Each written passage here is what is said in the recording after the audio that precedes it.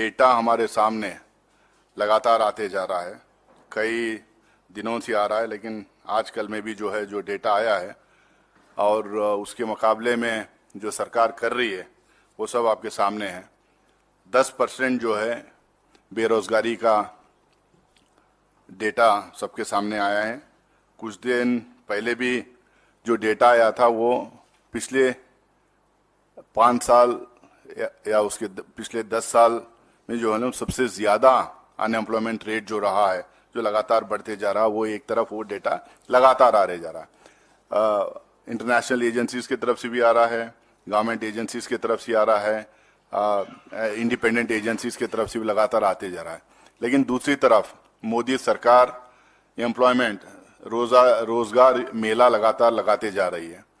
ये हम लोग बार बार पार्लियामेंट के अंदर और पार्लियामेंट के अंदर भी हम लोगों ने कहा है कि ये जो स्टंट और जो पीआर पॉलिटिक्स जो सरकार करती है, इससे सिर्फ जो है वो चंद नौकरियां जो ऑलरेडी वैकेंसीज हैं, जो सरकारी वैकेंसीज जो कई सालों से जो भरे हुए नहीं थे, हमारे अपोजिशन की तरफ से बेरोजगारी वाला मुद्दा बार बार उठाने के बावजूद ये नए नौकरियां के बारे में कुछ कर नहीं रही थी, लेकिन पुराने सैंक्शन नौकरियों के बारे में भी कुछ नहीं कर रही थी। इस बीच में जब उनको लगा कि लोगों में भी, युवाओं में भी ये मुद्दा बहुत फैल चुका है और जो खासकर बेरोजगार युवा बहुत परेशान हैं और इससे काफी हादसे भी देश भर में हुए हैं, जब चल के उन्होंने ये मेला का स्टंट शुरू किया। जो अवेलेबल वैकेंसीज हैं, जो वैकेंसीज हैं, उसमें कुछ वैकेंसीज को भरने का काम किया है। अब वो जो काम कर रहे हैं उससे ये युवाओं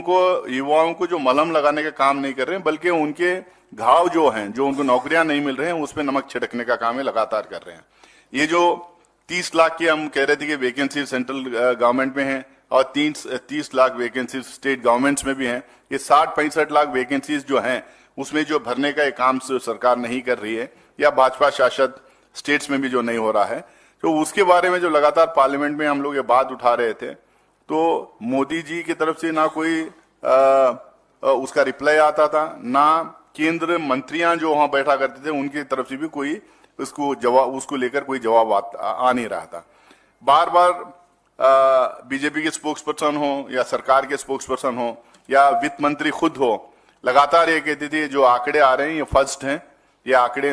आंकड़े गलत आंकड़े हैं। तो आखिरकार सही आंकड़े क्या हैं वो सरकार हमारे सामने लेके आए। तो ये अभी जो ये नौकरियां नहीं दे रहे हैं, इससे उन तबकों को, खासकर SC, ST, OBC जिनको रिजर्वेशन मिलता है, जो अश्योर्ड नौकरियां हैं, जो गारंटीड नौकरियां हैं, जो जिसके भरने से कम उनको कुछ अश्योर्ड नौकरियां मिल सकते हैं, सबसे ज्यादा मार उन पे पड़ता है। ये बात हम लोग लगातार उठाते आए हैं, लेकिन ये सरकार कुछ इससे कर नहीं रही है। इससे बेरोजगारी के साथ साथ